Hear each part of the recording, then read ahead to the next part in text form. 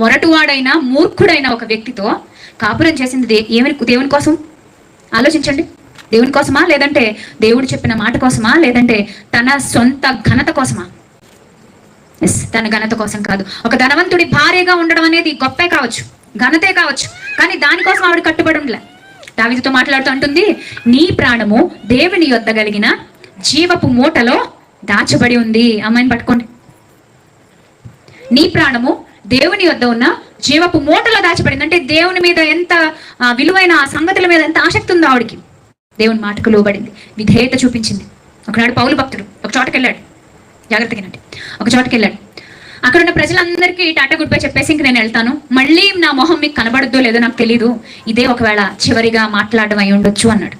వెంటనే వాళ్ళందరూ ఏమైపోయారట, బాగా ఏడ్చి పౌల్ని కౌగిలించుకొని, నువ్వు వెళ్ళొద్దు, నువ్వు అసలు వెళ్ళడానికి ఇల్లేదు, యెరూషలేముకి వెళ్తే నేను చంపేస్తారు, నిన్ను ఖైదీం చేసేస్తారు, నీకు శిక్ష విధిస్తారు, రోమా గవర్నమెంట్ కాలంలో భయంకరమైన శిక్షలు, అమ్మో నిన్ను చంపేస్తారు, వెళ్ళొద్దు పౌలు నువ్వు అంటే.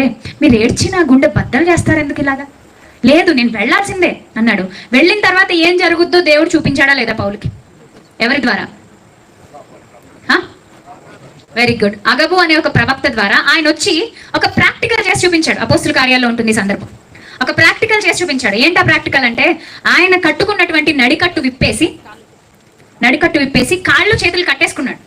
కాళ్ళు చేతులు కట్టేసుకొని అలా నిలబడి, ఇదిగో రేపొద్దున భవిష్యత్తులో పౌలు యెరూషలేముకి వెళ్ళబోతున్నాడు, యెరూషలేములో ఇతన్ని ఇలా కాళ్ళు చేతులు బంధించి తీసుకుని వెళ్ళిపోతారు. జరగబోయేది ఏం చేసి చెప్పాడు? చూపించాడు. జరగబోయేదాన్ని నేనేం చేశాడు? చూపించాడు. అంటే దేవుని మాట అర్థమైంది పౌలుకి. దేవుణ్ణి వదిలేశాడా? విశ్వాసాన్ని వదిలేశాడా?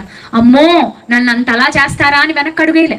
అంతెందుకండి, పక్కూరికి వెళ్ళకండి రా నాయన, మీరు దేవుని మాటలు చెప్తే మీ మీద పేడ ముద్దలేస్తారని ఎవరో చెప్పారు, టమాటాలు వేస్తారు మీ మీద అంటే, ఇంత అవమానాన్ని నేను భరించలేను బాబు అని ఇక్కడే ఉంటాం కదా కదా. కానీ అలాంటిది నువ్వు పక్క ఊరికి వెళ్ళావంటే, యెరూషలేం పట్టణానికి వెళ్ళావంటే నేను హతసాక్షిగా మార్చేస్తారు పౌలు అని చెప్పినా కూడా వెళ్ళాడు అంటే ధైర్యవంతుడు, చాలా గట్స్ ఉన్నవాడు, దేవుని మీద ప్రేమ ఉన్నవాడు. అందుకే అంటాడు కదా, for me to live for Christ, to die for Christ. నా మట్టుకైతే బ్రతుకుట క్రీస్తు, చావైతే లాభం. దేవుని మాట, నీ చిత్తం ప్రభా, నీ చిత్తం, నీ ఇష్టం ప్రభా, నీ ఇష్టం. ఒకనాడు కన్య, ఒక అమ్మాయి తన పని ఏదో తను చేసుకుంటూ వాళ్ళ అమ్మ నాన్నల దగ్గర హాయిగా ఉంది.